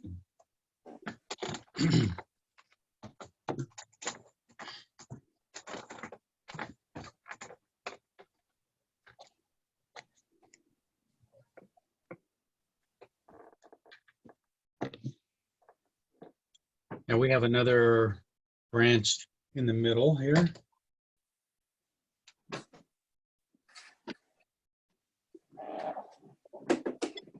And on the bottom of that branch, you'll get some shadow. And then up here, it just turns into a all dark.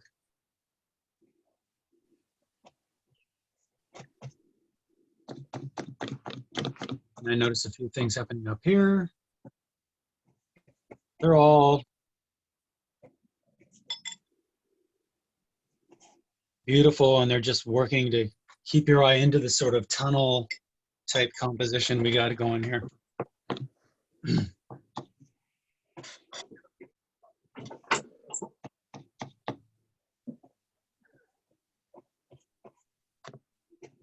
I'm noticing there's a little warmth in these lights on the trunk of the trees, and I want to not overdo this, but I want to add a little bit of something warm in there.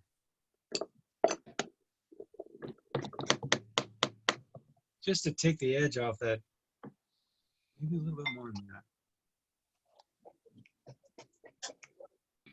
Especially, you'll find your most warmth just as it turns into shadow, like right in here. You could probably connect that a little bit more too. Let me do that while I'm thinking about it, or I'll forget. The shadow should be all the way down there. There we go.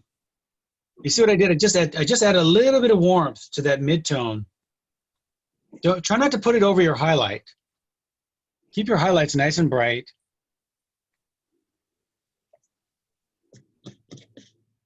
A little bit of warmth. Now that's a little dark. That's okay, I'll just lighten it up.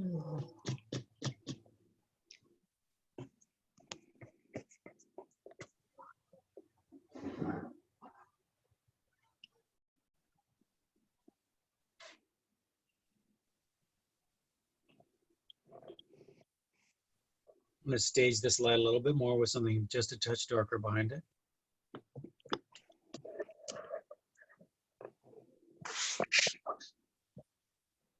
And I'll just sort of take this big blob here and give it a couple of edges. Who knows? Rob, you made an interesting comment. You said that where the shadow turns into its darkest part is where you see the warmth. Is that what you said? Oh, no, I mean, so here's what happens. The light hits the trunk here and gives you a highlight on the highest part, or the closest part to the light. Okay. So you know that the light's coming in from this direction, and it strikes here, and then it moves around the cylinder of the trunk. So as it moves around, it's not quite into shadow. Okay. So along the middle part will be your truest color of the actual bark itself. And that's where I'll hit more saturation than anywhere else. Because out here I'll leave it kind of bleached because the light would bleach it. Over in the shadow, It's I mean, darkest. not as much light gets back there. And I could argue, you know, my shadows could definitely be darker. So you'd say the mid-tone is the truest color of the bark. Yeah, that's where you're going to get your half tone. So they say you could call it true color. Some people call it, well, the technical term is local color. The local color is usually found halfway in between the light and the shadow. Okay. Halfway. So that's where you want to hit maybe something a little bit stronger. And you used like magenta, is that what you said? I just used a little bit of orange, red and yellow. Oh, orange, okay. Yeah. Okay, thank you. If it gets too strong, yeah, you'll want to gray that with a little bit of blue, but it's already kind of graying. It's already kind of going over a little bit of blue there. yeah. So, It really looks like it's turning right there. well, that's the idea. It does work. Yeah. I'll do it in the rocks too here a little bit. Just that's a little yellow.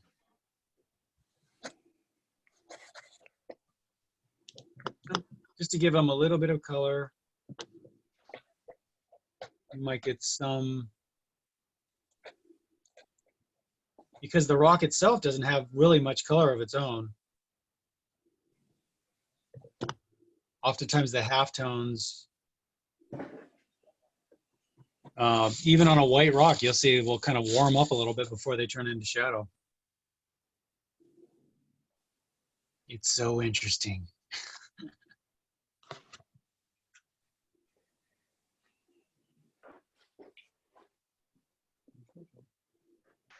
Can you imagine all these people at home watching? I'm trying to think of something. Game of Thrones or something like that. No, they're. And we're here concentrating on the most saturation in between the light and shadow. It's Earth Day, right? Is today Yeah, Earth Day? you know it sure is. My Yeah. daughter's she made us Earth Day breakfast this morning. She's gonna make us lunch and dinner. Oh, well, Yeah. I'd She's much really rather good. be watching this, you know, Yeah. and dreaming about being able to go back to Eaton Canyon someday. Yeah. So I'm gonna go ahead and hit a couple of little darks in areas, not everywhere, but especially areas like right under the foliage will get pretty dark. Right up in there. And I know they look really dark up there. You might be tempted to hit it everywhere, but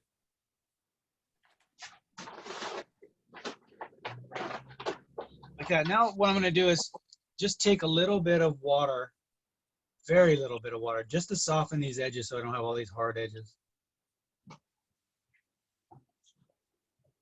See what that does? Just kind of wakes up the shadow and gives it a little bit of,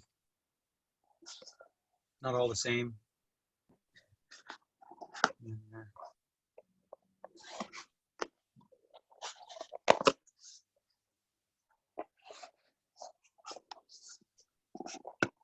There's some wonderful branches in here. Going over the background.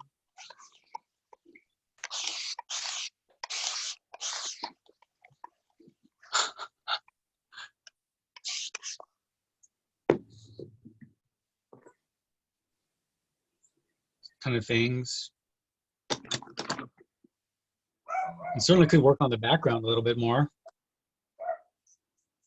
We've got very subtle oak trees moving up. Oops. I want to go with a kind of a grayish blue back there. That's a little dark. Depending on how much detail you want in your background. All I care about is that we get a little bit of movement, a little bit of color back there. So, and I have a plane that's moving up this way.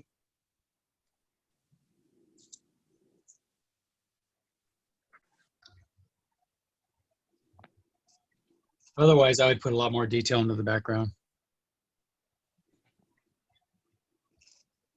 Paintings that are overly detailed everywhere, they're too distracting.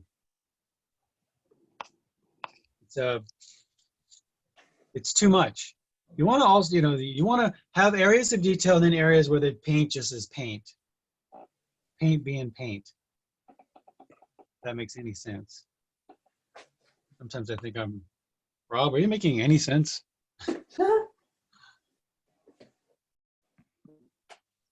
Yes. Paint just needs to be paint. Okay. That's all I have to say. Okay. So some angles of, we're at this sort of middle part of the day. The light's pretty much not straight up above, but it looks like it's about maybe 10, 11 o'clock.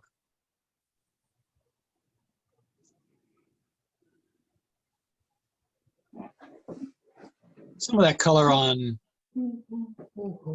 as you can see, we're getting toward the end because I'm thinking about things that are really minor, like maybe the peachy color of the rocks on the background mountain here. I'm gonna take that off, just very light. And there's still a lot of green gray on that mountain back there.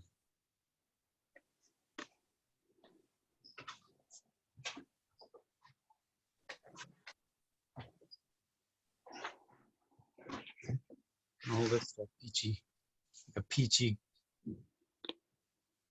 Now, I wouldn't want to put a red back that far, like a peachy color that's this far away. I wouldn't want it to be competitive with some of my reds up here in the foreground.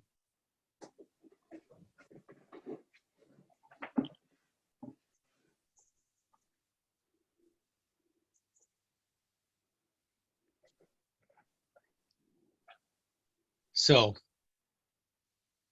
I'm going to show you the Wayne Thiebaud trick. It's not Wayne Thiebaud's trick, by the way. Artists were doing this. You can look at any fauve artist. They were doing this before Thiebaud was born.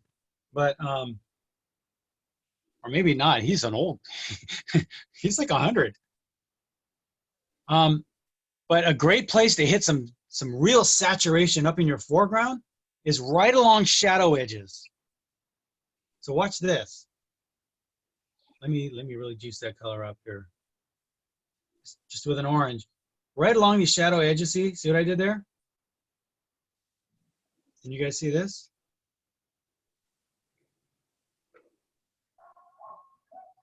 Yes, yeah. Yeah.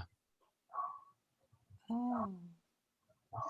Those are good places to hit little pieces of saturation. So along edges, good places to smack edges, to hit in little saturations. Again, look at the fauves. They do it all the time. Great stylistic moves. You can definitely interject those little pieces of saturation. They're not that saturated in the piece, but I wish it were. I'm going to do it here. Sort of I'm using a yellowy orange, like cad yellow and a little bit of cad red. So I'm hitting a little bit along the edges there. People won't even hardly notice it, but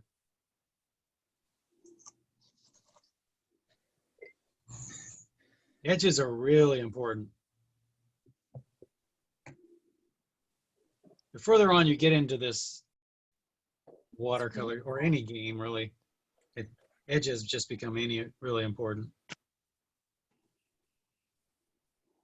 See, now I had this pretty saturated before, but I lost some of that saturation. I think I'm going to come back and just really get bold with it here.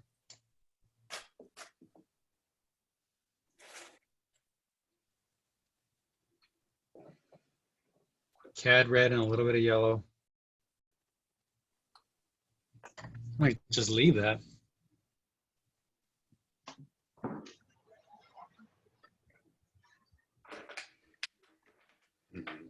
Let's go ahead and do this. Now's a good time to really go around and hit your darks. Rob? Yes. If you were doing this in oil and you were going in to kind of hit those edges, saturate those edges, would it just be kind of a brush stroke of that color? Yeah. Or, okay. Yep. Just, okay. That's what I would do. Just a brush stroke. Yeah. Okay. Thank you. And ask yourself, what are the things you want to talk about? I mean, this tree right here really has a lot of interest to me, so I'm going to go ahead and stage my darks a little bit darker in this area here. I'm just using magenta, knowing that that's going to dry darker. You know, the more you overlap colors, the grayer your color will get. So,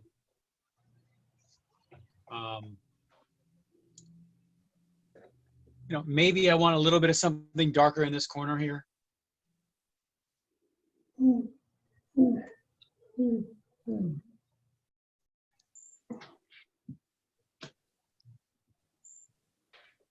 the base of my foliage here, possibly. Just kind of, I just hit it like that first. And then it looks like a line until I just kind of rough up the edge a little bit. And it just looks like a darker part of the foliage or the grasses. Rob, are we gonna, are you gonna do a crit now? Or are we coming back for a crit? What's the plan? What time is it? Oh, 11. Hey, how about you guys finish up? at 12:15, we'll come back and hit, you know, I mean, I'll paint along with you. I'm just about done here, though. Any comments? Any questions about art? Because you don't want to ask me about the other stuff. Probably the wrong guy.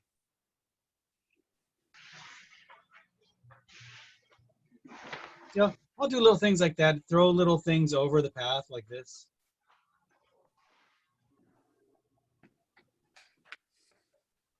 Not only does it nestle it in, but it gives you a little bit more overlapping.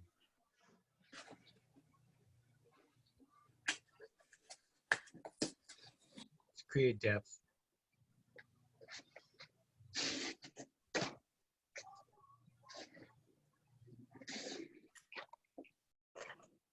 Sometimes what I'll do on a light thing like this is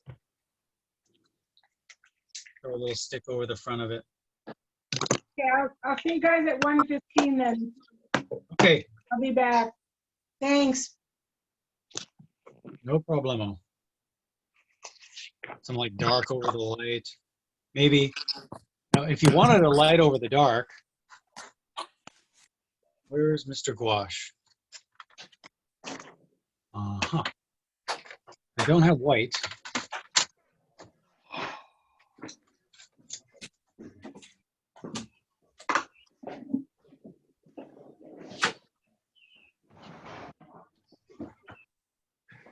But I do have a gray.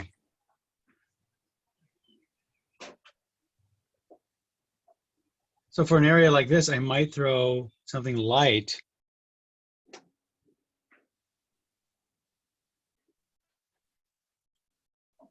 I didn't need white for that. That gray is plenty light enough. I'll let that dry, and then I'll knock it back.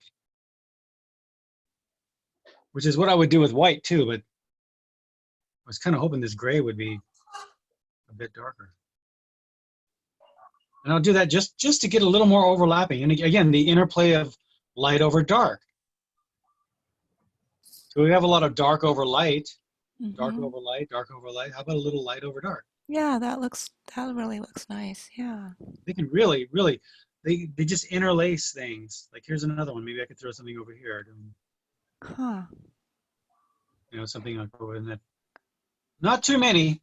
You know, in the beginning, you'll do too many, and that's just fine. Do them until you're blue in the face.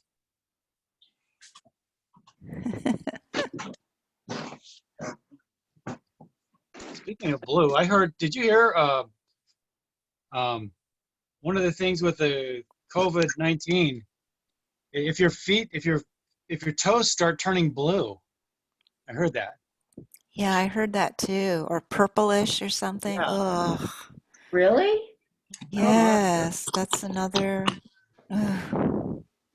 Gosh. Nasty little. Really Not yet. scary. Really scary.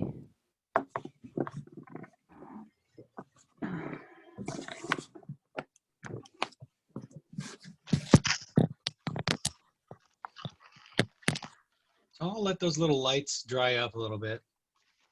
You know what else is fun too is to hit. Maybe there could be a little bit of like a branch catching a little bit of light through there. You know, once in a while, I'll just hit a little. That's all fun. Nice picture. Oh, thank you. It's very nice. Very nice. I don't usually take the time to do a long watercolor. I mean, this might be who knows? Great. This is very helpful, Rob. Just really Well, super helpful. Thank you. I agree. Thank you.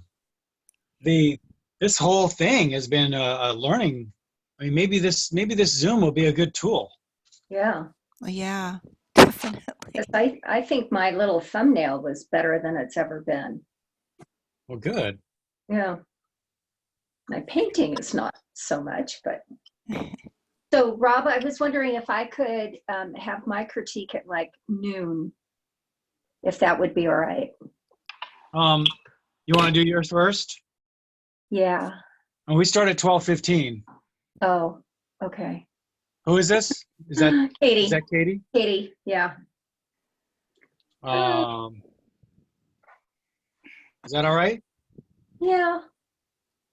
I mean, I want to give people a little time. Usually they cut. I mean, the class goes until technically the class was supposed to. At one point, there was a time when the class was supposed to stop at 12:30.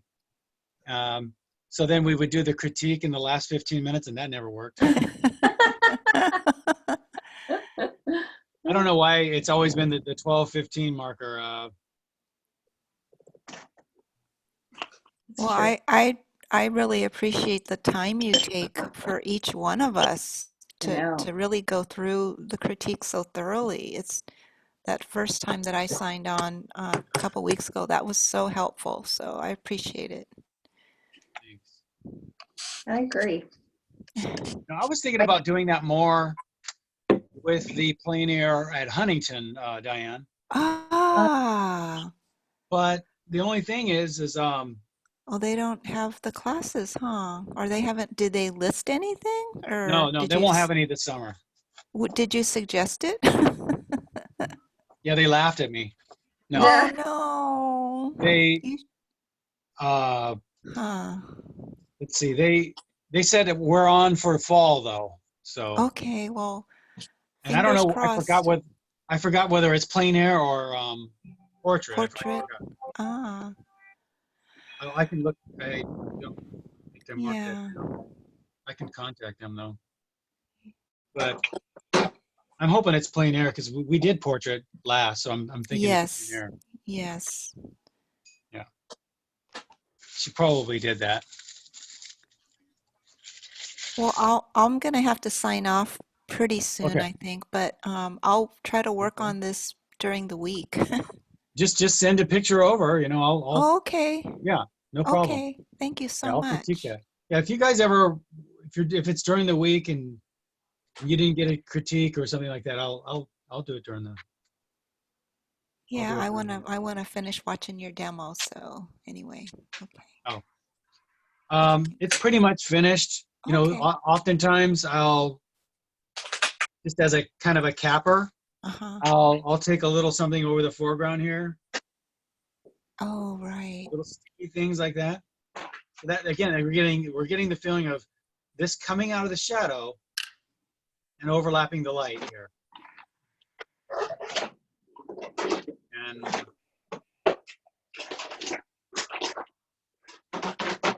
so on. You could do something really dramatic. You could have a really big, you know, diagonal or something, but I certainly wouldn't do that this stage. I'm just looking for little things. And the same thing here. That's all I use these for. I could use rocks to do the same thing. I could use, and we have these rocks, which are in the shadow, but why not? And I'm using gray here. I'm not using white. I think I prefer to use white, but I can use gray here and just throw myself in a kind of a rocky thing here.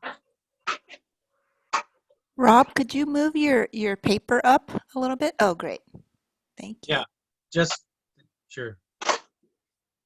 Just a couple of these little guys. And you notice how I painted them all right next to each other. I'll have a couple little overlappers there. They're hardly ever right next to each other. And if they are, I usually kick a little grass over them or something. But, well, and you know what I'm using these little rocks for? They have a purpose. They're to give us a little sense of depth in the shadows. These are drying quite a bit darker.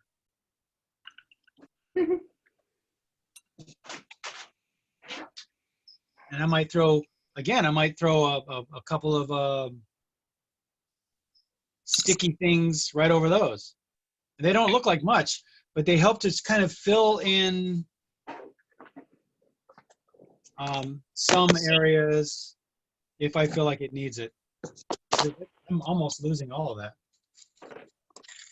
So I might just leave them like that, or I might come back and hit a couple of little little grassy things, little sticky things right over the fronts of those.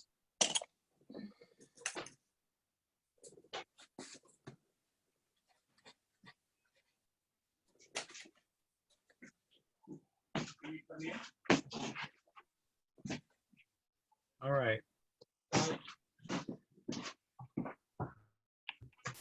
So Rob, can you take kind of different than my 15-minute demos, right? Yeah, I like it. I've been painting along with you. May I ask you to take a look here? Let me turn on. Sure.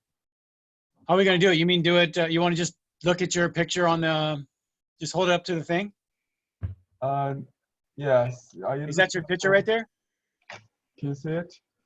Yeah. Oh.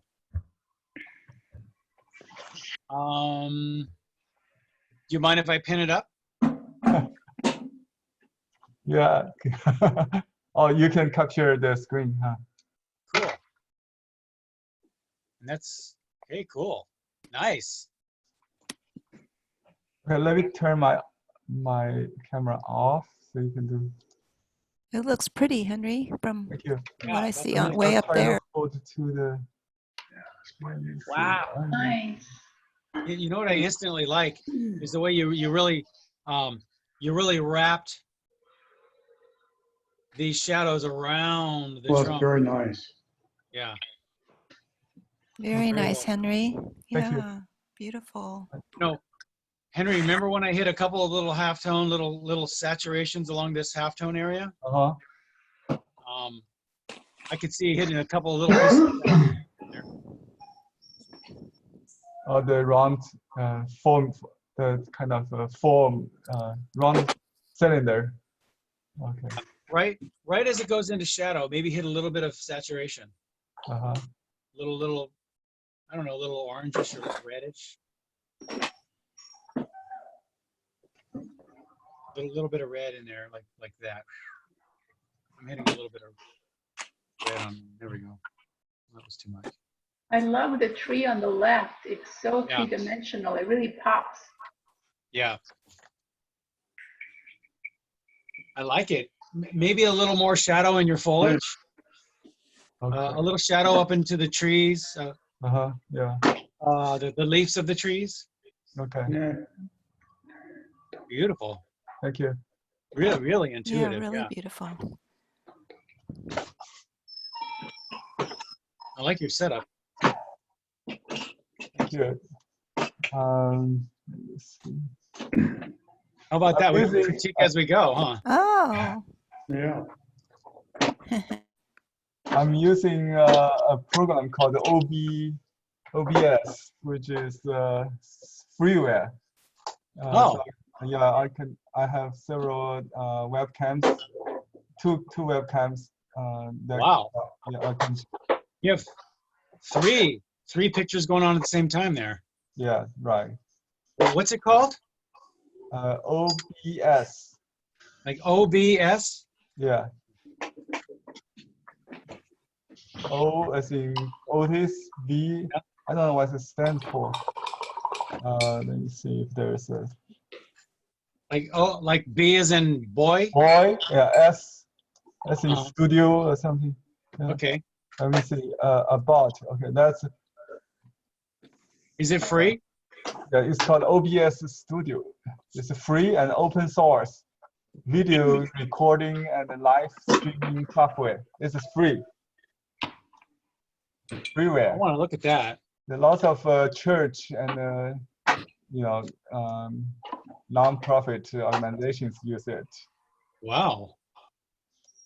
I want to take a look at that. All right. Love your painting.